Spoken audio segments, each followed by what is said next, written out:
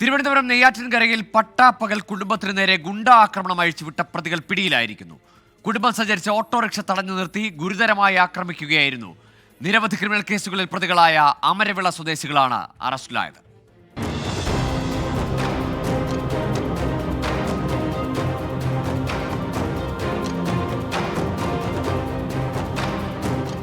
കഴിഞ്ഞയാഴ്ച ഓട്ടോറിക്ഷയിൽ പൂവാറിൽ നിന്നും നെയ്യാറ്റിൻകരയിലേക്ക് വരികയായിരുന്ന കുടുംബത്തെയാണ് തടഞ്ഞു നിർത്തി പ്രതികൾ ആക്രമിച്ചത്.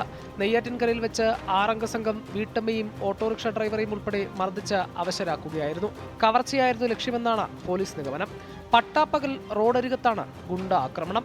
ഓട്ടോറിക്ഷയിൽ വീട്ടമ്മയും ഡ്രൈവറെയും കൂടാതെ യാത്രക്കാരിയുടെ മകളും ഉണ്ടായിരുന്നു. കഴിഞ്ഞ ഞായറാഴ്ചയാണ് സംഭവം. യാത്രക്കാരിയും ഓട്ടോറിക്ഷ ഡ്രൈവറും ബന്ധുക്കളാണ്. 6 അംഗ സംഘം തങ്ങളെ ആക്രമിച്ചുവെന്നാണ് ഇവർ പോലീസിന് നൽകിയിരിക്കുന്ന പരാതി.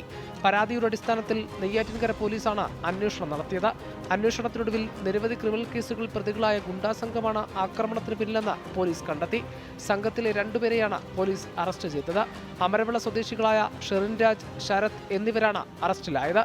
സംഘത്തിലെ 4 പേർ കൂടി പിടിയിലാകാനുണ്ടെന്ന് പോലീസ് പറഞ്ഞു. ഇവർ ഒളിവിലാണ്.